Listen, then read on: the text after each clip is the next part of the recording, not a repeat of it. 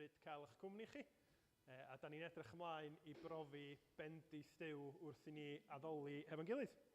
Gobeithio bod chi wedi cael wsos go lew, rhain chi wedi bod ffwr, rhain chi ddim wedi bod ffwr ond wedi cael visitors, ac eraill, mae siŵr wedi cael wsos arferol yn y gwaith ac yn ynoed efo pawb sydd wedi bod yn cael ei fantio. Ond sut bynnag mae'n pethau wedi bod, mae'n braf i ni gael yr amser yma hefo'n gilydd bore yma i geisio Duw ac i wrando ar ei airo hefo'n gilydd. Na i roed y cyhyddiadau i fyny ar y sgrin yn sydyn. I ni fynd trwy beth sgynnon ni dros yr wsos nesaf. Felly astudiaeth Feiblaidd heno, cyfarfod gweddi yma am handi 7 nos Fercher, ac yna'r clwbiau rhan un amser ag arfer nos Wener. A wedyn, dydd Sadwrn nesaf, fydd gynnon ni brecwast dynion yn tŷ mam a dad. Ac hefyd, cofiwch, na i ddangos i chi ar y sleid nesaf, Ysgol Sul, rhan un amser ag arfer dydd Sul nesaf, a gwasanaeth ag astudiaeth. Ond dydd Sadwrn nesaf hefyd, mi fydd gynnon ni criw ohono ni mynd lawr i Aberystwyth ar gyfer yr aduniad y gwersyll. Felly cofiwch am hynny yn eich gweddia. A hefyd, rhag hysbys bach am y quiz T-Fund fydd gynnon ni ar Tachwedd 16. A nes i ddeud dydd Sul dwytha fyddo fyny ar social media. Mae wedi bod yn wsos ar y tymor a dwi wedi anghofio, ond mi fydd na rhywbeth i fyny i chi rannu wsos yma gobeithio. Ynddi? Sut nath yna ddigwydd? O da iawn chi pwy bynnag nath gychwyn y broses honno ar dderchog.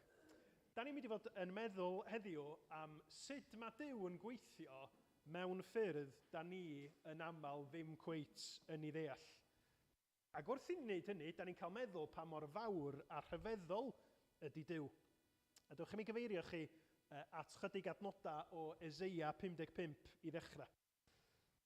Lle mae Duw yn deud fel hyn: Oherwydd nid fy meddyliau i yw eich meddyliau chwi, ac nid eich ffyrdd chwi yw fy ffyrdd i, medd yr arglwydd.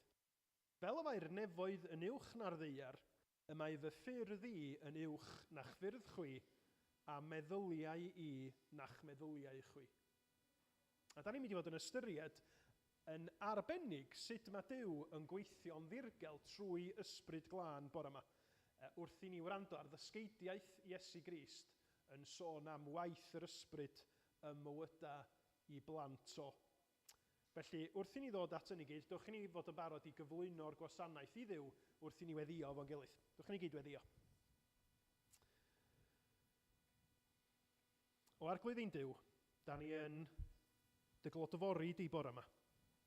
Y Duw sydd yn dad, yn fab ac yn ysbryd glân, yn Dduw rhagorol sydd wedi gweithio, sydd yn gweithio ac fydd yn gweithio mwyn achub dy bobl o bechod, o farwolaeth trwy dy fab Iesu Grist.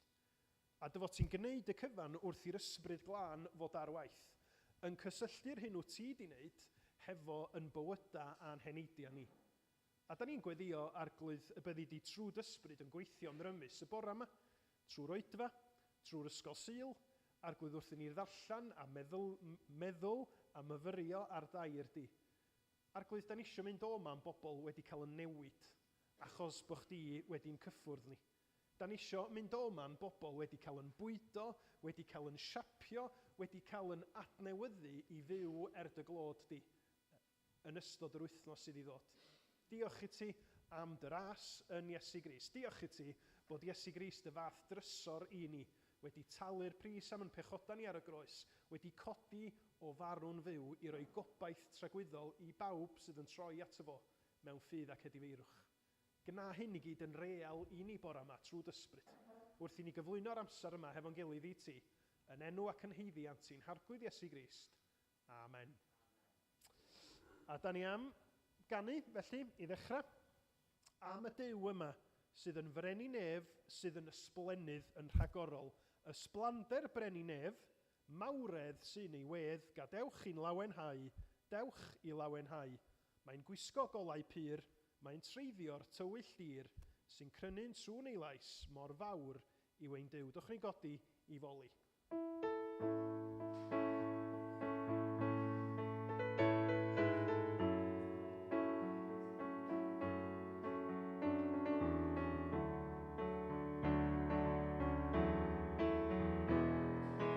ysblander bren nawr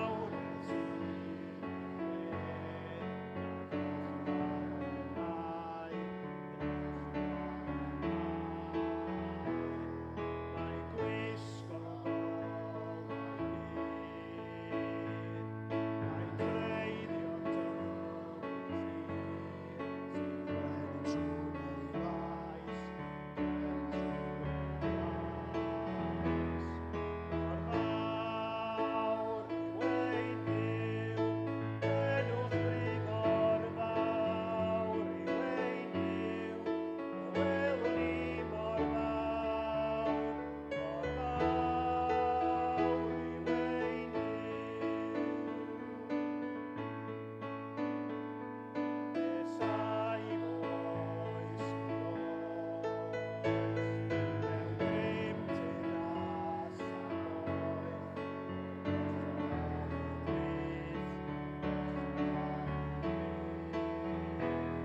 mae dreiddio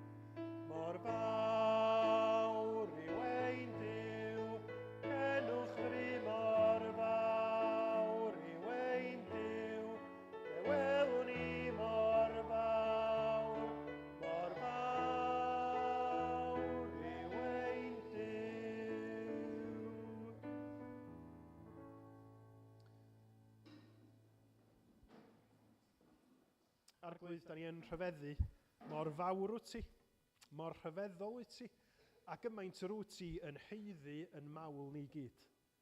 Ond arglwydd, wrth i ni gydnabod dy fawredd di, da ni hefyd yn cydnabod pa mor fach yda ni. A da ni'n gallu teimlo mor ddinod, arglwydd, da ni'n gallu teimlo mor ddryslyd. Ond da ni'n gofyn y byddi di trwy dysbryd yn cadarnhau yn ffydd ni.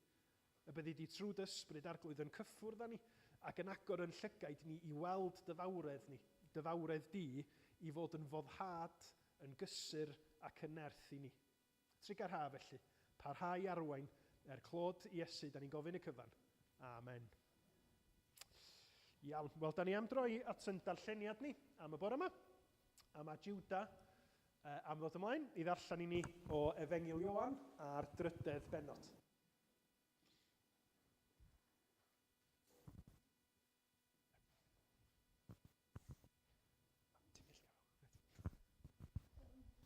Darllen o Ioan.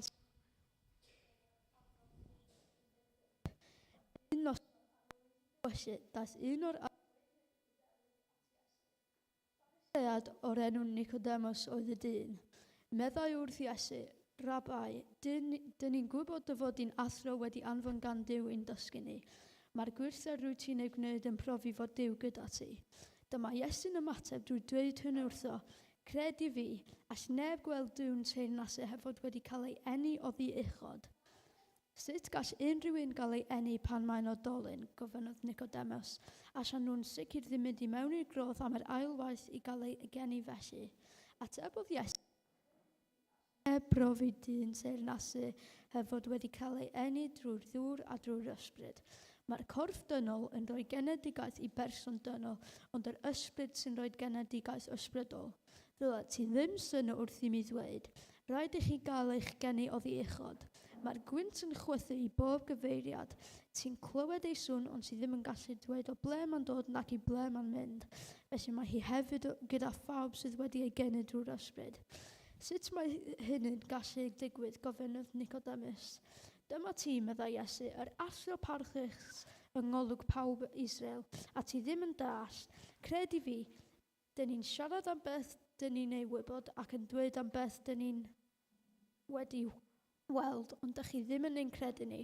Os dwi wedi siarad â chi am beth sy'n digwydd ar y ddaear a dych chi ddim yn credu, sut byddwch chi'n credu os gwna i am siarad bethau'r bydol nefol?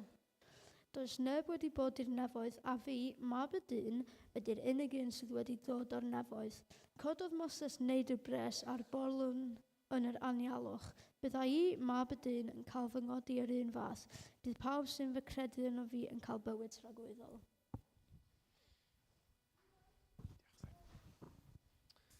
Diolch yn iawn, Judah. O'n i yn poeni bod chdi yn mynd i stryglo hefo lot o bethau gwahanol i ddal, ond na, diolch i ti. Da ni'n mynd i droi at y darlleniad hwnnw yn nes ymlaen yn y bregath. Ond cyn hynny, sy'r plant yn offi dod ymlaen? I mi gael sgwrs bach efo chi?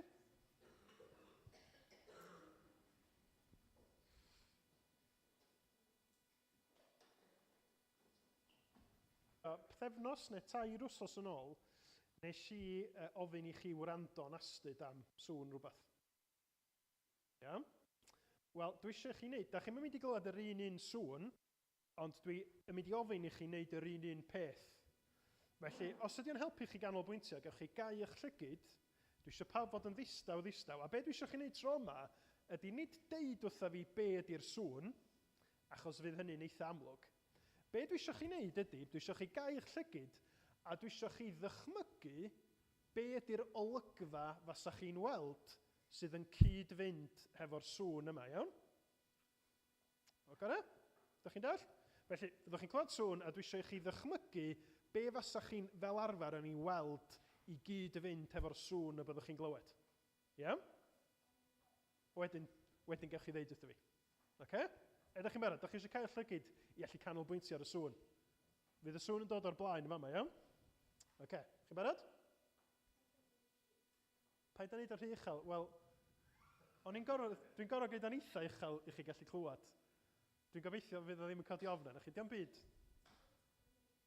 Dwi'n gwybod bod fi reit wrth ymwch chdi. Iawn, barod? Da? Okay. Be fysa chi'n weld efo'r sŵn yma?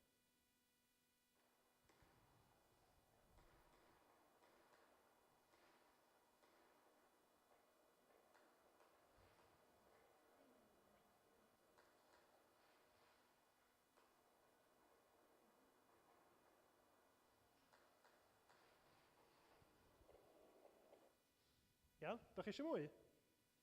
Gai jyst deitha chi, mae yna 11 awr o'r sŵn yna ar y fideo YouTube. Reit, be da chi'n ddychmygu fysa chi'n ei weld i gyd fynd efo'r sŵn yna? Yna? Lot o liw, ia, cynnan? Tân yn llosgi pren. Lle chi? Ti'n cael be? Llosgi. Na ni weld y sgrin. Fod tebyg hynny? Ia? Sŵn be oedd o? Sŵn tân gwyllt, ia. Lot o liw, ia, ti'n iawn. Os yw rhywun yn chi wedi bod mewn noson tân gwyllt eto? O, oedd o'n dda? Oedd? Neithiwr? Mae Sir Fôn yn cael noson tan gwyllt cyn pawb arall. Oce, wan ta. Pan ydych chi'n mynd i weld tan gwyllt? Da chi'n gwybod o lle mae'n dod? O roced bach, ia. Da chi'n gwybod yn union o lle mae di dod a lle mae'n mynd? Na. Ond da chi'n gallu... Mae'n dod o ffactri, yndi. Ond da chi'n gallu gweld a da chi'n gallu clywed a mae o'n brofiad braf, dydy. Wan ta, da ni'n mynd i wneud yr un peth eto, wan, oce?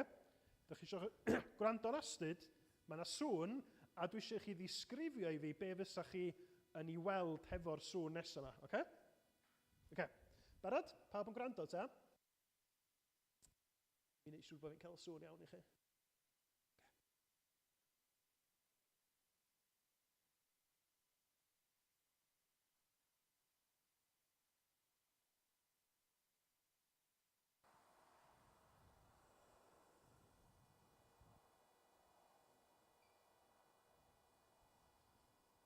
Iawn. Be ydych chi'n ddychmygu, ydych chi'n gallu weld? Lle chi? Lot o ddŵr. O, diddorol. Elain? Lot o bysgod. Cynnyn? Gwynt cry ofnadwy, felly be fysa ti'n ei weld? Chdi sy'n gywir, sŵn gwynt oedd o, dim sŵn dŵr. Diddorol. Ydych chi'n meddwl o sŵn dŵr oedd o? Sŵn gwynt oedd o i fod. Felly be fysa chi'n weld hefo gwynt cry? Dail yn chwythu, ie. Beth arall? Blodau'n ysgwyd, ie. Plygu, ie. Be am i ni gael y llun nesaf? Rhywbeth tebyg i hynna? Ydych chi'n gwybod o lle mae'r gwynt yn cychwyn? Na. Ydych chi'n gwybod lle mae'r gwynt yn stopio? Na. Ond, ydych chi'n gallu clywed y gwynt, a ydych chi'n gallu gweld y gwynt.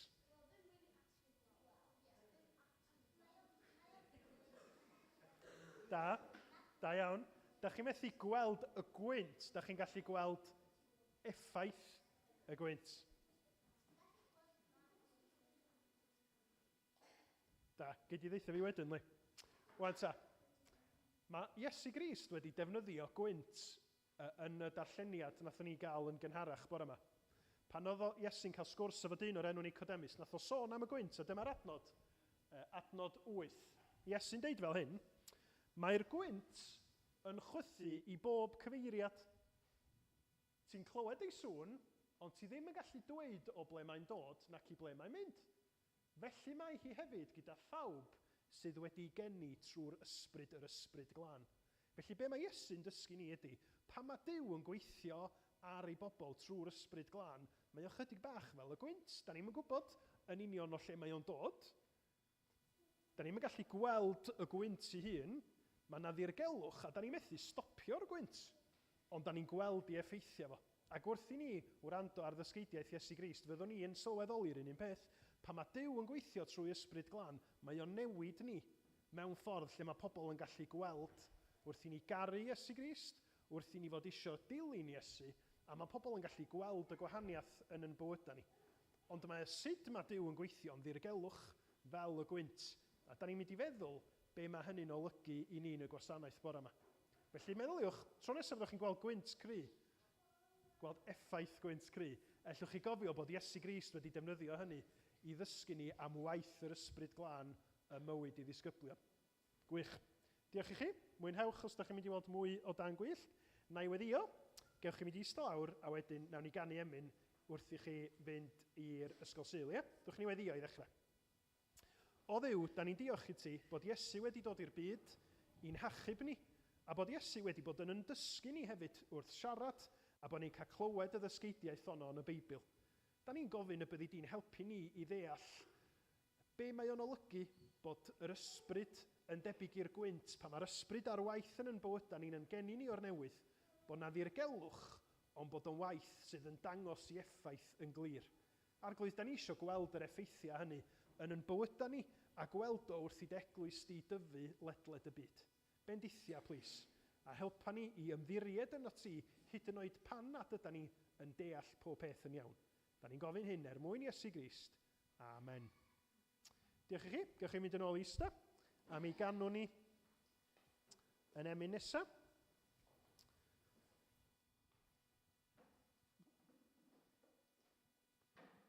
Yr emyn nesaf sy'n sôn am y profiad o ddilyn Iesu Grist, bod ni wedi cael yn geni trwy waith yr ysbryd glân a'r sicrwydd sydd yn dod wrth i ni ddeud bod Iesu yn perthyn, bod Iesu'n rhan i ni, a bod iachawdwriaeth yn eiddo i ni trwy waed Iesu Grist. Felly, yr emyn fyddwch chi'n gyfarwydd â hi, dwi'n siŵr. Sicrwydd bendigaid Iesu yn rhan, hyn ydyw ernes nef yn y man, garanti bod y nef yn dod i'n rhan ni, oherwydd gwaith yr ysbryd yn geni ni o'r newydd. A'r iachawdwriaeth pryniant a wnaed, ganed o'r ysbryd, golchwyd a'i waed, a'r Cristion sy'n gallu deud, dyma fy stori, ydy ei fod? Dyma fy stori, dyma fy nghân, canmol fy ngheidwad, hawddgar a glân. Dyma fy stori, dyma fy nghan, canmol fy ngheidwad, hawddgar a glân. Dewch i ni ganu fo'n gilydd.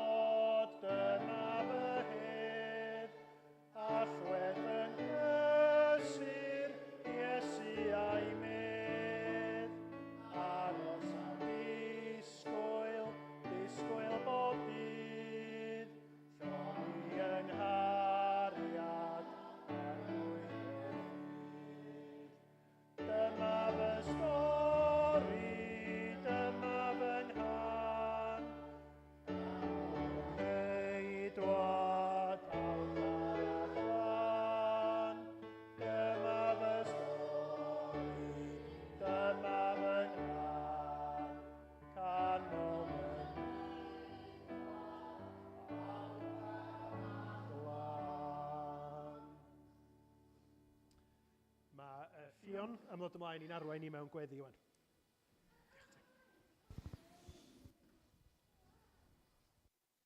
Gan i weddio.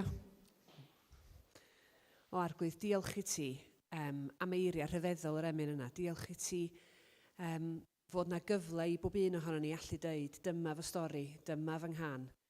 Fod ni'n dyganmol di o Arglwydd. Diolch i ti trwy Iesu Grist fod yr cyfle yma ar gael i bob un ohono ni i allu dod o dy flaen di a dy ganmol di, dy weld di fel ceidwad i ni o Arglwydd. Diolch i ti cymaint dy fod ti ar waith yn ein bywydau ni. Diolch i ti dy fod ti ar waith ond fod ni ddim yn ei weld o, ella ddim yn ei ddeall o. Diolch fod y ffyrdd di uwch ben yn ffyrdd ni o Arglwydd. Da ni mor ddiolchgar dy fod ti ddim yn gweithio fel ni o Arglwydd. Da ni'n mor barod a mor abal o wneud llanast o benderfyniadau Arglwydd. Diolch i ti dy fod ti uwch ben hynny i gyd. Fod y feddyliau di uwch ben yn meddyliau ni a dy fwriadau di ddim yr hyn sydd gennym ni mewn golwg Arglwydd. Helpa ni wrth feddwl am hyn o dad i sylweddoli fod ti'n gofalu amdano ni ac fod ni ddim yn deall yn aml a ddim yn gweld dy fwriad di'n glir yn aml iawn yn beth sy'n mynd ymlaen yn bywydau ni. Diolch i ti fod ni'n gallu yn llwyr trystio yna ti o dad, dy fod ti'n gweithredu gogoniant i dy enw di fydd yn dod â llawenydd o Arglwydd, fydd yn dod â hapusrwydd a chariad ni o Arglwydd, ond fod ti yn gofalu amdano ni ella fod ni'n methu gweld yn glir ar y pryd o dad. Fod gen ti daioni wedi bwriadu ar ein cyfer ni gyd o Arglwydd. Dyn ni yn gofyn bore yma rwan y byddi di'n helpu ni i ddeall ac i weld dy ffyrdd di yn gliriach, deall beth sydd gen ti ar ein cyfer ni yn bywydau ni bob un. Arglwydd, helpa ni i blygu dy ffyrdd di, helpa ni i dorri lawr yr hyn sydd yn bwyta ni, sydd yn atal dy waith di rhag digwydd, o dad. Ni'n gofyn y byddu di yn plygu ni ac yn torri ni, o dad, ac yn arwain ni yn dy ffyrdd di, fod ni'n barod i dy ddilyn di, ac yn barod i wneud dy ewyllus di. O Arglwydd, ni'n gofyn rwan bore yma, dy fendith di ar pob un ohono ni sydd yma.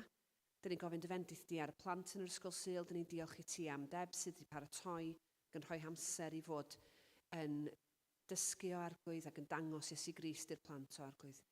Ni'n gofyn hefyd dy fendith di ar hodri wrth y fagor dy air di, ac yn gofyn y byddu di yn bendithio pob cynulliad o Arglwydd sydd yn dod at ei gilydd bore yma i glywed dy air di ac i roi meddyliau ar dy bethau di o Arglwydd, i glywed dy lais di'n siarad. Dyn ni'n gofyn i ti agor yn colona'n clustia rwan, o dad, glywed dy lais di yng nghanol yr holl syna eraill sy'n o dad, tro dawelwch i ni rwan, i allu clywed dy lais di'n glir yn bywyda a fod yn colona ni ar agor ac yn barod i dderbyn dy eiriau di a fod ti'n rhoi nhw ar waith yn bywyda ni i'n newid. Diolch am yr amser yma rwan, o dad. Dyn ni'n gofyn dy fendith di ar y cyfarfod a hyn i gyd yn enw Iesu Grist yn unig. Amen.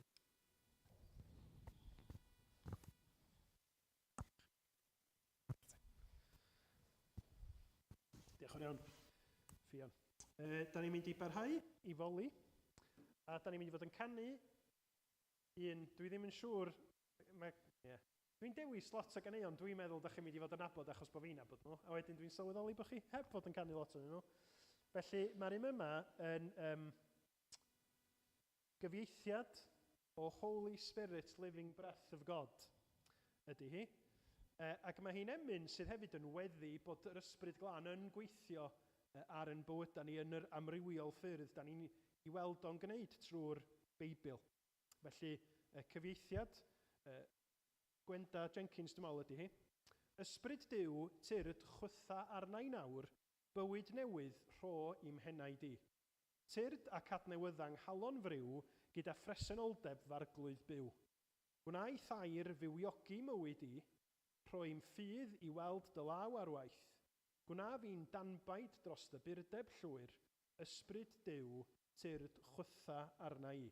Ac wrth ni fod yn canu, sylwch ar y disgrifiadau o sut mae'r ysbryd, sut ydym ni'n deheu ar i'r ysbryd fod ar waith. Yno ni, ar yn gilydd, ac ar bobl o'n cwmpas ni, wrth iddyn nhw dyfu yn eu hadnabyddiaeth o'r Arglwydd Iesu, ac i'r ysbryd wneud reality pwy ydy Duw yn fwy ac yn fwy byw i ni. Neith Gwenno chwarae trwy'r pennill gyfa, a wedyn nawn ni godi a chanu hefo'n gilydd. Diolch.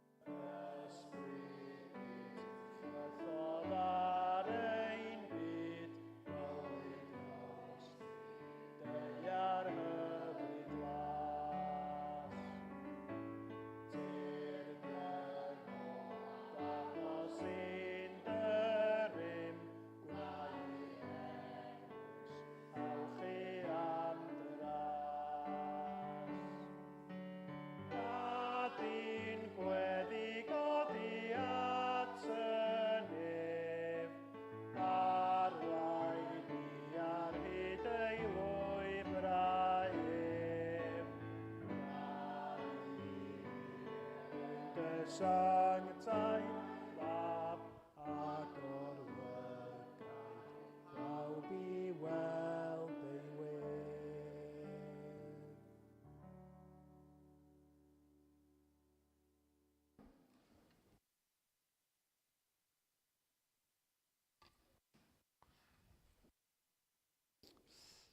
Un o'r lluniau sgynnon ni yn tŷ ni sy'n gwneud i llio a lleicu chwerthin fwyaf ydy'r llun dwi'n mynd i ddangos i chi nesaf. Mae o'n lun eitha embarrassing ohono fi. Gafodd ei dynnu mis Rhagfyr 2018. A mae o'n lun sydd yn mynd â fi nôl i le arbennig iawn. A mae'n nid eith Steff ddangos y llun, mi gewch chi weld pam. Mae'r llun yna wedi cael ei dynnu yn ward maternity Sbyty Glan Clwyd. A nid fy newis i oedd y wisg, mi oedd rhaid i fi wisgo fel pan oedd Gwenno cael cesarean pan anwyd lleicu. A mae'r genod wrth i bodd hefo'r llun achos sut ydw i'n edrach. Ond hefyd, mae o'n arwain at lwyth o gwestiynau ynglyn â be na ddigwydd, Dad. Pam oeddech chdi'n gorfod gwisgo y dillad yna? Lle oedd mam? Pam oeddech chi yn gorfod mynd i'r sbyty cynt ac yn y blaen ac yn y blaen? A wedyn mae rhywun yn cael rhannu'r hanes yn dydi. Mae o'n hanes sydd yn eithriadol o ddiddorol iddyn nhw, achos, wel, yn amlwg oedd lleicu ddim cweit wedi cael ei geni eto, ac oedd llio yn rhy ifanc i gofio. A mae hynny'n wir i bawb ohono ni'n dydi. Mae union fanylion sut a phryd cawson ni'n geni, yn fanylion yr ydyn ni yn ei gwybod mond os oes na rhywun arall wedi deud wrthyn ni. A da ni'n gorfod ymddiried yn be mae yn rhieni neu ni'n ateidia ni yn ddeud wrthyn ni. Wan, mae gennym ni lyniau sydd yn help mawr i ni wybod chydig bach o ffeithiau heddiw. Mae gennym ni dystysgrif geni sydd yn rhoi manylion yn gyfreithiol yna. Ond mewn gymaint o wledydd ar draws y byd, dydy'r manylion yna ddim yn cael eu cofnodi. Felly allwch chi siarad efo pobl mewn rhai gwledydd o'r byd a gofyn iddyn nhw pryd mae dy ben blwydd di, a maen nhw'n dweud, yn yr ha rhywbryd. Pam? Wel, dyn nhw'n yn gwybod, ac maen nhw wedi gorfod trystio rhywun arall, ac yn ei diwylliant nhw ella, oedden nhw ddim yn cofnodi union awr a diwrnod o'r flwyddyn. Wel, mae hynny'n wir am eni corfforol yn dydi. Ond heddiw yma, be da ni'n mynd i wneud ydy ystyried dysgeidiaeth Iesu Grist am eni ysbrydol. Y darn enwog yma o Ioan 3, lle mae Iesu yn siarad efo Nicodemus ac yn esbonio iddo fo be ydy geni o'r newydd, neu geni o ddichod, yn dibynnu ar pa gyfieithiad, neu geni drachefn, yn dibynnu ar pa gyfieithiad o'r Beibl ydych chi yn ei ddisgrifio. A mae yna lot o'r un elfennau yn mynd i fod yn wir. Wan, da ni'n gwybod bod ni'n fyw achos da ni yma. Ond mae union fanylion be na ddigwydd pan gawson ni'n geni yn rhywbeth da ni'n gorfod wrando ac ymddiried yn be mae pobl eraill yn ddeitha ni. Pan da ni'n meddwl am yn bywyd ysbrydol, mae'r un peth yn wir.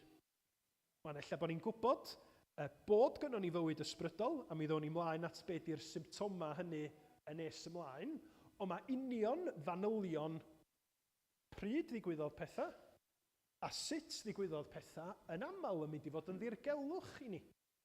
Ac felly, be da ni'n gorfod wneud ydy trystio be mae'r arglwydd yn ei ddeitha ni yn y ddysgeidiaeth yma. A'i drystio fo yn y dirgelwch, yn y bylcha, ella lle fysa ni'n licio gwybod yr awr a'r eiliad pan nath yr ysbryd glân weithio'n yn bywyda ni, ond ydyn ni ddim yn gwybod hynny. Wrth i ni ystyried dysgeidiaeth Iesu fama, dwi'n gobeithio bydd o'n helpu ni weld yn hunin, yn helpu ni ystyried sut mae'r arglwydd Iesu'n rhoi pwyslais ar wahanol bethau yn y sgwrs yma. Ac wrth gwrs, mi da ni yn dod at Ioan 3 yn ymwybodol bod ni'n cael clustfeinio ar sgwrs go iawn rhwng Iesu a pherson go iawn o'r enw Nicodemus. Mae yna joc feiblaidd ynglyn â Nicodemus. Mae'r hun Murphy wedi deitha i sawl gwaith o'r blaen, ond dwi'n gallu cofio'r joc. Dos yn di ffonio fo flaen llaw. os na i gofio, na i ddeud y joc wrthoch chi wrthos nesaf. Oedd Nicodemus yn un o y Sanhedrin, cyngor yr Iddewon ac yn Pharisead, felly oedd o ddim yn ddyn oedd heb nabod yr Hen Testament nag oedd. Mi oedd y Phariseaid yn sect Iddewig oedd yn cymryd cyfraith Moses o ddifri. Oedden nhw'n adeiladu bywyd o gwmpas rheolaidd yn yr Hen Testament, oedden nhw wedi ychwanegu rheola eraill hefyd, ond mi oedden nhw'n cymryd i crefydd o ddifri. A mae lot o hanesion yr Efengyla yn perswadio ni o hynny yn yr ymwneud rhwngthyn nhw a'r arglwydd Iesu. Ac mi oedd Nicodemus yn un ohonyn nhw, ond mi oedd o hefyd yn un o'r Sanhedrin, felly oedd gynno fo awdurdod crefyddol. Mi oedd hwn yn ddyn uchel i barch. Mi oedd o'n un fysa'n nabod cyfraith Duw, yn nabod gair Duw yn eithriadol o dda, ac eto mae o'n dod at Iesu Grist yn gofyn cwestiynau yn dydy. Ac wrth i ni gael clustfeinio ar y sgwrs yma, mae o'n help mawr i ni i ddeall be sydd yn angenrheidiol i fod yn ddisgybl i Iesu Grist. Be ydy bod yn un o sydd yn etifeddu teyrnas Dduw? Sut ydym ni'n cael yn derbyn i deyrnas Dduw? Be ydy o'i allu deud mae genna i fywyd newydd trwy waith yr Ysbryd Glân? Felly, na ni fynd trwy yr hanes yma ac ystyried gwahanol bethau. A da ni'n mynd i gychwyn hefo y pwynt sylfaenol bod Iesu'n dysgu bod Duw yn creu bywyd ynom ni. Dyna mae'r darlun o enni yn ei ddeud ynde. Bod Duw yn creu bywyd newydd ynom ni fel pobl. A sylwch sut mae Iesu Grist wrth fynd trwy'r hanes yma. Mae Iesu Grist yn siarad mewn terma, mae'r rhaid i hyn ddigwydd. Dydy geni o'r newydd, neu geni o ddichod, y geni ysbrydol yma mae'r Ysbryd Glân yn ei greu, dydy o ddim fel petai o'n optional extra o geith rhai pobl y peth sbesial yma. Na, mae o'n angenrheidiol. Mae rhaid iddo fo ddigwydd os ydy rhywun yn mynd i fod yn rhan o deyrnas Duw. Lle mae yr arglwydd yn teyrnasu yn bywydau ni. Mae rhaid iddo fo ddigwydd, mae o'n angenrheidiol. Mae o yr un mor angenrheidiol ag i rhywun gael ei eni mwyn bod yn fyw. Mae o'n bwynt sylfaenol, ond mae o'n bwynt hawdd i bobl lithro drosto fo i ystyried na rhywbeth bach ychwanegol ydi o. A mae Iesu'n deud hyn wrth Nicodemus. Ac mae o wrth siarad efo fo fel petai o'n mynegu syndod nad oedd Nicodemus yn dallt hyn yn barod. Yr awgrym yn y ffordd mae Iesu'n siarad ydy, os wyt ti wedi darllen gair Duw yn barod, mi ddylsa ti fod yn gwybod, achos mi wyt ti'n athro Israel, mi ddylsa ti o bawb fod yn gwybod bod geni o'r newydd, geni ysbrydol i fod yn rhan hanfodol o deyrnas Dduw. Ac mi welwn ni o Ezekiel 36, lle mae yna gyfeiriad, os na ni'n neidio ymlaen chydig. Diolch yn yna. Yr un Ezekiel 36? O na, mae'n rhaid dim. Okay. Yn Ezekiel 36, mae yna broffwydoliaeth sydd yn sôn am sut mae Duw yn mynd i fod yn gweithio y mywyd i bobl. A dyma'r disgrifiad da ni'n ei gael. Teunellaf ddŵr glân drosoch i'ch glanhau, a byddwch yn lân o holl aflendid ac o holl eilunod. Rhof i chwi galon newydd, a bydd ysbryd newydd ynoch. Tynodd allan ohonoch y galon garreg, a'r hof i chwi. Yn wir rwy'n dweud wrthyt, oni chaiff rhywun ei eni o ddŵr ar ysbryd, adlais o Ezekiel 36, ni all fynd i mewn i deyrnas Dduw. Yr hyn sydd wedi eni o'r cnawd yw, a'r hyn sydd wedi eni o'r ysbryd yw.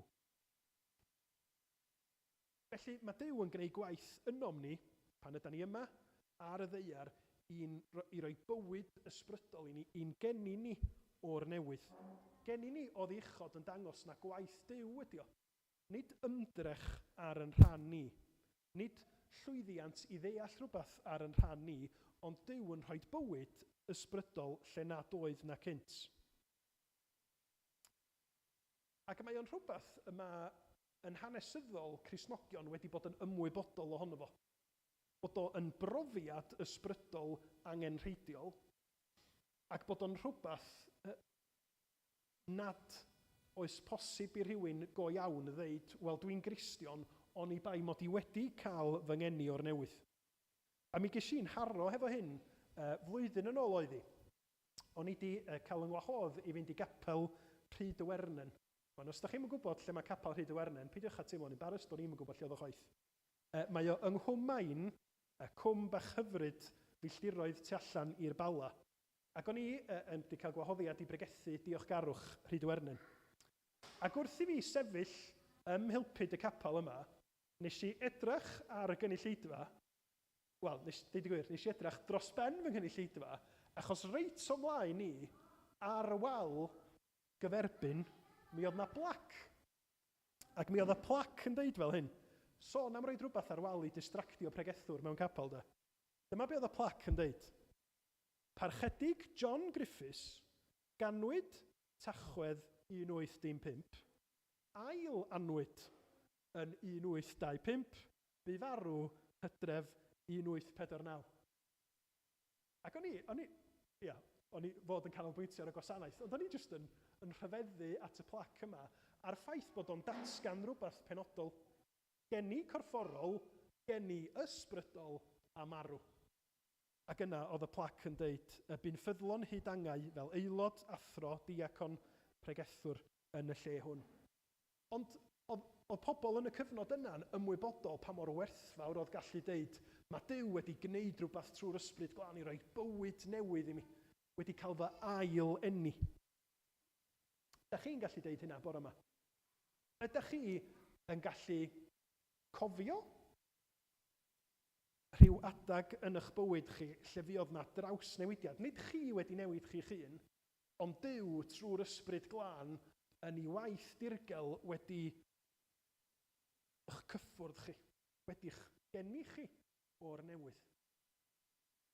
A mae yna lot o ffyrdd gwahanol o brofi hynny, ac felly mae angen i ni fod yn ofalus nad ydym ni'n cymharu'n profiad ni efo profiadau pobl eraill, ond mae Iesu'n deud mae hyn yn mynd i ddigwydd.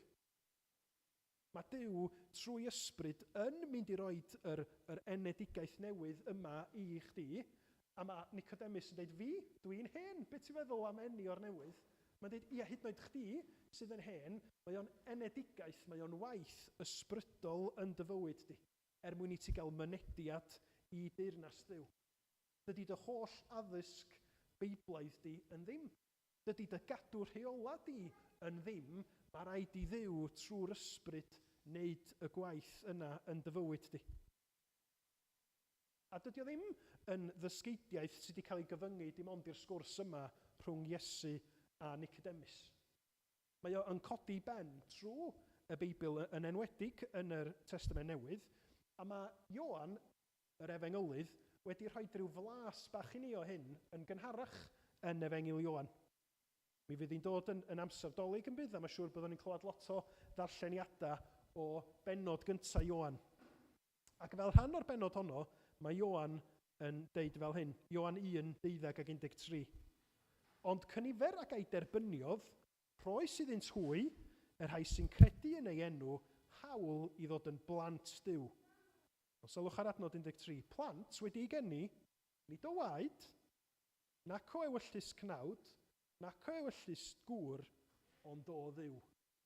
Geni o'r newydd, geni trwy waith Duw, trwy'r ysbryd glân, sydd yn cysylltu ni hefo'r arglwydd Iesu Grist, sydd yn dod â ni yn blant i Dduw, nid am chydig bach, ond am byth, achos da ni'n cael bywyd tragwyddol yn dydyn. Wan, mae Iesu'n rhoi y ddysgeidiaeth yna sydd yn dangos pa mor bwysig ydy gwaith Duw yn rhoi bywyd i ni. Dwi am roi chydig bach o help i ni i weld, fel o'n ni sôn wrth y plant, i ddechrau be di effeithia cael yn geni o'r newydd. Achos weithiau, mae yna rei na ni ella yma bore yma, da chi'n gwybod yr awr a'r diwrnod y cawswch chi'r geni o'r newydd. mi oedd o'n yn foment dramatig lle nath pob peth newid i chi, a mae o yn ddyddiad sydd yn glir i chi. Ond i nifer, byddwn ni ddim yn gallu dweud, wel, dwi'n gwybod yr union adag, ond mi ydych chi'n gallu gweld yr before and after. Cynt, oedd y pethau yma ddim yn wir i mi, rwan ma nhw'n wir i mi. Ac felly mae o'n gallu bod yn helpu ni weld be di effeithiau gen ni o'r newydd. A na i roi 2 esiampl sydyn i chi o'r Testament Newydd. I ddechrau, yr effaith gyntaf sydd yn dangos fel mae gwynt yn cael ei weld wrth i ni edrach ar y coed, yr effaith gyntaf bod ni wedi cael yn geni o'r newydd ydy sut ydym ni'n ymwneud â'r arglwydd Iesu. Na i ddyfynnu 1 Ioan 5 i chi. Dyma sut mae Ioan yn sgwennu'n ei lythyr. Pob un sy'n credu mae Iesu yw'r Crist, y mae wedi ei eni o Dduw. Ac mae pawb sy'n caru'r tad yn caru ei blentyn hefyd. Dyma sut rydym yn gwybod ein bod yn caru plant Duw, pan fyddwn yn caru Duw ac yn cadw ei orchmynion. Oherwydd dyma yw caru Duw, bod i ni gadw ei orchmynion ac nid yw ei orchmynion ef yn feichus. Mae Ioan yn rhoi lot o bethau fe'i gilydd y fan'na, dydy. Gynta, os da ni wedi cael yn geni o'r newydd, da ni'n credu mae Iesu di'r Meseia. Fod i'r un mae Duw wedi anfon, fod i'n gwaredwr ni, yn ceidwad ni, da ni newydd fod yn canu yn yr emyn. Dyma fy stori, dyma fy can, canmol fy ngheidwad. Dim ond rhywun sydd wedi cael ei eni o'r newydd, sydd yn gweld Iesu Grist ac yn deud, mae o wedi'n achub i. Mae o'n eiddo i mi yn bersonol. Da ni hefyd, nid yn unig mae gennym ni berthynas o ffydd yn Iesu Grist, a'r y berthynas yna'r undod yna hefo'r arglwydd Iesu, ond mae yna gariad yn cael ei ddangos yn bywydau ni. Cariad at Dduw sy'n cael ei ddangos yn y ffaith bod ni isio byw yn ôl gair Duw, bod ni isio i fyddhau iddo fo, a cariad at bobl Dduw. Felly, da ni'n mwynhau bod hefo pobl yr arglwydd. Da ni'n caru yn brodyr anchwiorydd ac yn dymuno i gweld nhw yn tyfu yn ei ffydd, yn dymuno gweld Iesu Grist yn fwy ac yn fwy yn ei bywydau nhw. Ydy hynny i weld yn eich bywydau chi? Ydy effaith y geni o'r newydd yna yn amlwg yn eich bywyd chi? Achos mae'r pethau yma, dydy o ddim yn dod os ydych chi ddim wedi profi o'r enedigaeth newydd. Allwch chi fod yn berson neis iawn, allwch chi fod yn hael, allwch chi fod yn dalentog iawn, ond heb y geni o'r newydd, dach chi ddim yn mynd i gael yr berthynas ysbrydol gariadus yna hefo'r arglwydd Iesu Grist. Allwch chi edmygu fo, allwch chi fod yn licio darllen lot amdano fo, ond mae yna intimacy trwy waith yr ysbryd rhwngtha ni a'r arglwydd Iesu Grist. A'r ail beth, a mae yna, so ni'n gallu rhoi rhestr hirfaith i chi, ond yr ail beth, yr ail symptom neu'r effaith bod chi wedi cael eich geni o'r newydd, da chi'n dyheu am fwy o waith Duw yn eich bywyd chi. Yn benodol, da chi'n dyheu am gael maeth allan o air Duw. 1:42. Fel babanod newydd eich geni, a sylwch sut mae Pedr yn disgrifio darlun Iesu Grist yn ail ddefnyddio'r darlun o eni, fel babanod newydd ei geni, blysiwch am laeth ysbrydol pur, mwyn i chi drwyddo gynyddu i achawdwriaeth, os ydych wedi profi tirioneb yr arglwydd. Da chi'n mwynhau darllen y Beibl? Da chi isio gwybod mwy am waith Duw trwy'r Beibl, a mae o'n dod â boddhad i chi, mae'n dod â bywyd i chi? Be ydy hynny? Ond effaith yr ysbryd glân wedi'ch bywhau chi trwy'r enedigaeth newydd ac yn parhau i wneud ei waith yn eich bywyd chi. Ydy hynny'n wir i chi? Da chi'n gweld yr effeithiau yn eich bywyd chi? Ar ôl sôn am effeithiau, dwi yn sydyn iawn isio sôn am beryglon.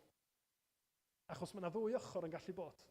Ella bod chi yma bore yma, a da chi wedi clywed yna fi'n sôn am effeithiau bywyd, effeithiau cael eich geni o'r newydd, a da chi'n cael panics, da chi'n meddwl, dwi ddim yn teimlo lot o gariad ar hyn o bryd. Dwi ddim yn ysu ddarllen fy Beibl, dweud y gwir, mae darllen y Beibl yn strygl i fi. A'r peryg ydy bod ni yn defnyddio yr effeithiau yna fel ffon fesur hallt iawn arna ni'n hunin. Achos mae'r Beibl, yn rhoi hein fel effeithiau gwaith yr ysbryd, mae o hefyd yn dangos i ni bod yna amheuon yn gallu dod. Felly bod yn profiad ni o waith yr ysbryd glân yn gallu teimlo yn bell iawn. Os da chi yn cofio pregath Meirion Thomas, fis yn ôl, oedd o'n sôn am Ioan Fedyddiwr yn doedd. A Ioan Fedyddiwr oedd yr un oedd wedi cael ei alw gan Dduw i baratoi'r ffordd o flaen Iesu Grist. Yr un gafodd y weinidogaeth hyfryd o ddeud wele oen Duw sy'n cymryd ymaith bechod y byd. Pa mor hyfryd fysa y profiad yna o gael bod yna yn gweld Ioan Fedyddiwr yn pwyntio, dwi'n gwybod os nad o'n pwyntio, ond yn cyfeirio at Iesu Grist yn dweud, hwn ydi oen Duw, hwn di'r un da ni wedi bod yn disgwyl amdano fo. Ac yna, mewn chydig amser, mae Ioan Fedyddiwr ei hun yn y carchar a mae o'n gofyn, a Iesu di'r Meseia? Mae o wedi mynd o ddeud yn sicr hwn ydi oen Duw i fod yn cwestiynu, a i fod i o go iawn? Hyd yn oed bod yr ysbryd glân yn geniwr newydd, mae amheuon yn gallu dod. Mae'n cariad ni'n gallu pylu, mae yna gwestiynau'n gallu codi. Ond, mae'r ysbryd yn mynd i ddangos i effaith yn y pen draw bob tro.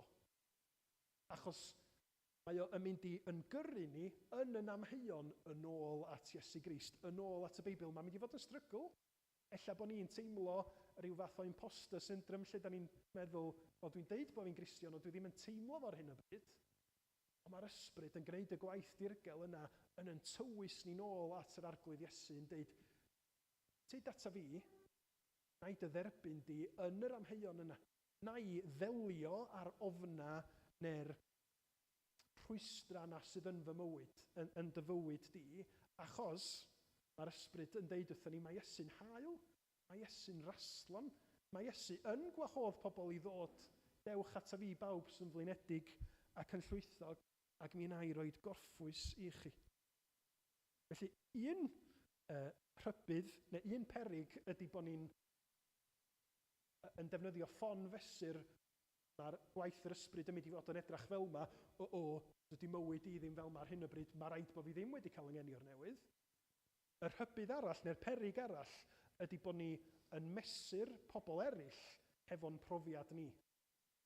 Ac felly, ella bod ni yn gallu darllen rhan o'r Beibl a mae o yn cyfareddu ni. Da ni wrth yn bodd yn dweud, o, mae Iesu Grist yn wych. A bod yna Gristion arall wrth yn ochr ni yn darllen yr un darn ac yn dweud, dwi'n stryglo fo hwnna. A mae'n hawdd i ni wedyn ddefnyddio'n ffon fesur ni ar y bobl eraill a dweud, di o neu hi ddim yn gweld yr un peth hyfryd am Iesu Grist. Ydy o wedi cael ei enni'r newydd?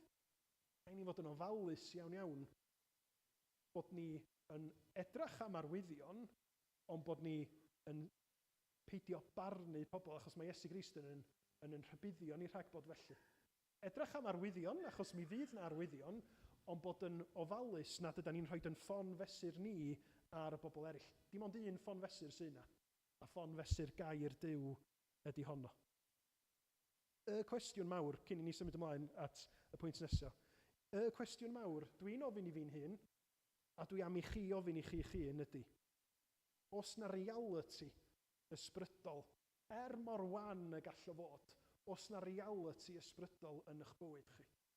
Pan ydych chi'n clywed am Iesu Grist, pan ydych chi'n canu am yna, pan ydych chi'n siarad efo pobl eraill am yr efengyl, os na rhywbeth go iawn yn digwydd yna, neu ydy o'n theori, neu ydy o'n rhywbeth da chi wedi ddysgu gan bobl eraill. Mae'r ysbryd glân yn gwneud y gwahaniaeth rhwng gwybod rhywbeth a deall rhywbeth a profi rhywbeth. Y disgrifiad enwog ydy, da chi'n gallu cael potyn o fel a da chi'n gallu darllen ar y cefn y pob peth sydd mewn mel a da chi'n gallu clywed hyd yn oed y dadansofiad gwyddonol o sut mae mel yn felys, ond mae hwnna'n hollol wahanol i roed y mel yna ar eich tafod chi a profi bod o'n felys a dweud, mae hwnna'n real i fi. A dyna mae'r ysbryd glân yn ei wneud. Dod ar efengyl, dod ar arglwydd Dduw, y Duw syfrdanol yma yn agos, yn real, yn fyw i ni.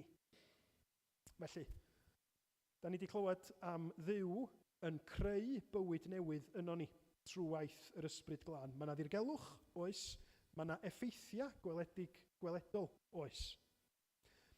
Yn ail, dwi eisiau ni sylweddoli bod yr arglwydd Iesu, wrth siarad am waith yr ysbryd yn geni ni o'r newydd, yn symud ymlaen erbyn diwedd yn darlleniad ni i sôn am rhywbeth arall sydd yn gysylltiedig. Ac efallai bod hwn yn mynd i fod yn drysu ni chydig bach, ond mae o'n sôn am sarf yn yr anialwch. Ac efallai bod chi'n meddwl, be sgyn hynna i wneud efo unrhyw beth? Dwi'n meddwl bod hwn yn eithriadol o bwysig pan ydym ni'n gofyn cwestiynau am yn bywyd, am yn ffydd ni, i weld sut mae Iesu yn tywys Nicodemus o un peth i'r llall. Mae wedi sôn wrtho fo am waith yr ysbryd yn geni o ddiechod, a bod yn rhaid i hynny ddigwydd i fynd mewn i deyrnas Dduw, ac yna mae o'n sôn am gredu ac yn sôn am yr sarf yma'n cael ei chodi yn yr anialwch. Ga i ddarllen i chi o adnodau 12 ymlaen. Os nad ydych yn credu ar ôl i mi lefaru wrthych am bethau'r ddeiar, sut y credwch os lefaraf wrthych am bethau'r nef? Nid oes neb wedi esgyn i'r nef, ond yr un a ddisgynnodd o'r nef, mab y dyn. Ac fel y dyrchafodd Moses y sarf yn yr anialwch, felly mae'n rhaid i fab y dyn gael ei ddyrchafu mwyn i bob un sy'n credu gael bywyd tragwyddol ynddo ef. Wan. Be mae Iesu Grist yn gwneud yn fama ydy sôn am hanes o'r Hen Testament, Niwmeri 21. Ac yn defnyddio'r hanes yna fysa wedi bod yn gyfarwydd i Nicodemus, oedd yn arbenigwr ar yr Hen Testament, ac yn gwneud pwynt amdano fo'i hun allan o'r darlun yma. Na i roed yr hanes o Niwmeri 21, hanes byr ydi o, na i roed o fyny ar y sgrin i chi. Dyma'r hanes. Yna, aeth yr Israeliaid o fynydd Hor ar hyd ffordd y Môr Coch, ac o amgylch gwlad Edom. Dechreuodd y bobl fod yn aniddig ar y daith, a siarad yn erbyn Duw a Moses a dweud, pam ydeithoch ni o'r aifft i farw yn yr anialwch.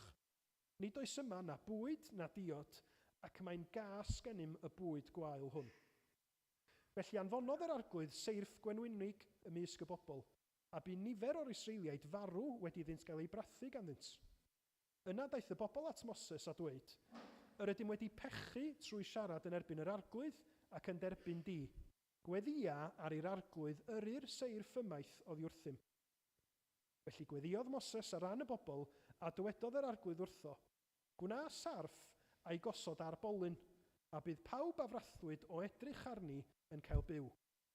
Felly gwnaeth Moses sarf bres a'i gosod ar bolyn, a phan fyddai rhywun yn cael ei frathu gan sarf, byddai'n edrych ar y sarf bres ac yn byw. Yn gweld beth mae Iesu'n neud? Mae'n defnyddio'r hanes yma am y sarf bres, hanes rhyfedd am y sarf bres yn cael ei gosod ar y bolyn, ac bod pobl Israel oedd wedi cael ei brathu gan y seirff gwenwynig ac yn mynd i farw, bod nhw wrth edrych ar y sarf yn cael ei achau yn cael bywyd. A mae Iesu'n deud, fel y cafodd y sarf bres yma i chodi ar bolyn, mi fydda i yn cael fy nyrchafu. Lle gafodd Iesu godi fyny ar bolyn? Ar groes Calfaria. Ac fel ac yma y sarf yn ffordd, y sarf bres yn cael ei chodi a pobl yn edrych arni hi yn dod â bywyd iddyn nhw, mae Iesu'n deud wrth i fi gael fy nghodi ar y groes, os newch chi yn eich pechod edrach arna i, ar y groes, mi gewch chi fywyd tragwyddol. Mae o'n ddarlun hyfryd lle mae Iesu'n deud, dysgwch o hanes yr Hen Testament a dysgwch sut ydw i wedi dod i roi rhywbeth mwy, rhoi rhywbeth gwell i chi. Ac felly, be mae Iesu'n deud? Mae Duw yn gwneud gwaith newydd yno chi i roi bywyd newydd i chi. Dwi, yr arglwydd Iesu, mae Crist yn rhoi fy mywyd drosoch chi wrth cael fy nyrchafu, wrth gael fy nghodi ar y groes. Ac fel ac yr oedd yr Israeliaid i gael bywyd o'i marwolaeth trwy'r sarf wenwynig wrth edrych ar y sarf, mi ydych chi a fi i gael bywyd tragwyddol wrth edrych ar Iesu Grist fel yn gwaredwr ni yn marw ar y groes. Ond mae Iesu Grist yn well na'r sarf bres. Achos os da chi'n darllen trwy'r Hen Testament, mae'r sarf bres yn cael ei camddefnyddio gan bobl Dduw nes ymlaen. Maen nhw'n cychwyn addoli y sarf bres yma, nes bod y brenin Hesecia yn gor'o' chwalu achos bod nhw'n cychwyn i eilyn addoli hi. Mae Iesu ar ôl marw ar y groes yn atgyfodi ac yn fyw heddiw.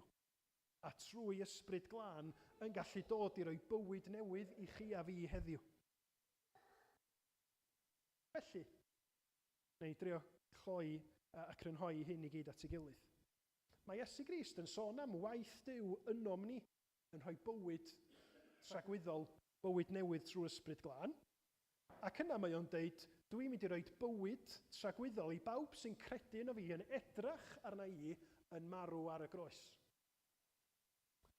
Felly, y cwestiwn mawr i chi a fi ydy'r pethau mae gyd wedi clymu yn ein bywyda ni? Os ydyn ni yn teimlo dwi'n mhell, dwi mewn trafferthion, dwi ddim wedi credu'n Iesu Grist eto, be mae Iesu'n dweud? Nid meddyliwch yn hir ac yn galad ynglyn â sut mae'r ysbryd glân yn gweithio. Na, edrychwch ar Iesu. Trystiwch yn y fo. Bydd pob un sy'n credu yn cael bywyd tragwyddol yn ddoef yn Iesu Grist.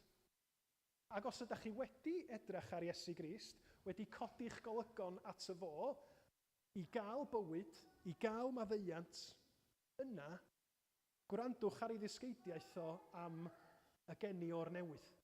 A gadewch i hynny fod yn gadarnhad i chi yn eich ofn, yn eich ansicrwydd, yn eich brwydra yn erbyn pechod ac euogrwydd. Os di o'ch geni chi o'r newydd, di o'm yn mynd i ddadwneud y gwaith hwnnw, a'ch gadael chi yn eich cnawd i ddelio hefo problema'r byd. Na, mae di'ch geni chi trwy'r ysbryd, mae di'ch mabwysiadu chi, mae o am i chi fyw eich bywyd newydd hefo fo, hefo'r arglwydd Iesu bob dydd o choes. Ac felly, wrth i ni ystyried y pethau mae i gyd, chydig bach o gwestiynau ni ofyn i ni'n hynny. Gynta, ydy cael eich geni o'r newydd yn rhywbeth sydd yn dod â llawenydd i chi? Achos os da chi'n Gristion, mi ddylsa fo. A mi ddylsa fo fod yn ffynhonnell diolchgarwch trwy'r amser i chi. Nid ni sydd wedi gwneud yn hyn yn addas i Dduw, Duw trwy ysbryd sydd wedi creu y bywyd newydd yna i ni. Os ydych chi yma ac yn llawn cwestiynau ac yn llawn ansicrwydd, be da ni'n mynd i wneud nesaf? Da ni'n gwrando ar yr arglwydd Iesu. Da ni yn troi yn golygon ar Iesu Grist ac yn gofyn iddo fo yn derbyn ni, iddo fo faddau ni. Ac wedyn ymddiried yn y fo a gweld bod ei waith gorffenedig o ar y groes yn gwneud llawer gwell na'r sarf bres yn yr anialwch. Yndan, da ni'n farw yn pechod. Yndan, mae yna wenwyn hunanoldeb yn ein bywyda ni, o mae yna iachawdwr wedi dod yng Nghrist. Dwch yn ei droi'n golwg arno fo, gwrando ar ei ddysgeidiaeth o, gweddio ar yr ysbryd wneud ei waith yno ni, i gadarnhau'n ffydd ni. Gweddio y bydd yr ysbryd yn gwneud ei waith ar bobl sydd ddim eto'n credu, i'w galw nhw i'r deyrnas trwy ffydd yn Iesu Grist. Fel y gallwn ni, fel pobl sydd ar noson tân gwyllt, weld, clywed, sylweddoli ar effeithiau'r ysbryd glân a llawenhau a moli'r arglwydd am y gwaith mae o wedi wneud ar y groes trwy Iesu Grist, ar y gwaith mae o wedi wneud yn ein bywyda ni, ar y gwaith gorffenedig fydd yn golygu y cawn ni brofi tragwyddoldeb hefo fo, achos be mae o wedi wneud ar yn rhan ni. Clod i'w enw. Amen. A da ni am orffan y bore yma yn canu hen emyn sydd yn disgrifio, yn defnyddio y darlun mae Iesu Grist wedi ddefnyddio o'r sarf yn adleisio Iesu ar y groes i ni foli y gwaith mae Duw wedi wneud yn galw pobl at fo'i hun trwy'r Efengyl. Ar y groes, dyrchafwyd Iesu fel y sarff ar drostan hir, ac wedyn aneirif luoedd ato'i hun o fôr a thir. Byth ni chollir neb a gredo ynddo ef. Fe gaiff Iesu fyrdd o ddeiliaid o bob cenedl is y nef, at ei draed yn ufudd deiant, hwy a'i gwasanaethant ef. Bydd ei nifer megis gwyth y bore wawr.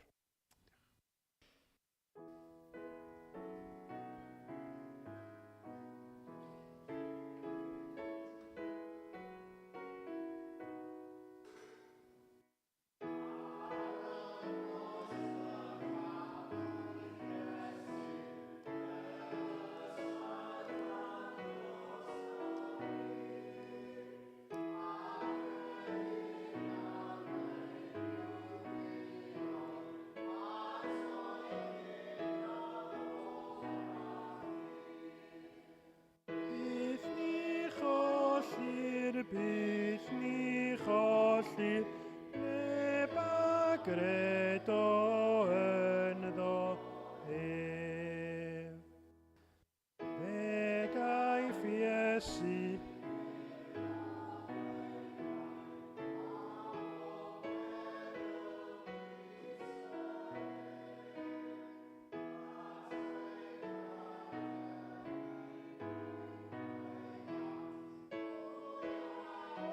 gwasanaethant ef. Bydd ei nifer megis gwyth y bore wawr. Iddo ef sydd â'r gallu ganddo i'ch cadw rhag syrthio, a'ch gosod yn ddifau ac orfoleddus ger bron ei ogoniant. Iddo ef, yr unig Dduw, ein gwaredwr trwy Iesu Grist ein harglwydd, y byddo gogoniant am awrhydu, gallu ac awdurdod, cyn yr oesoedd ac yn awr a byth bythoedd. Amen.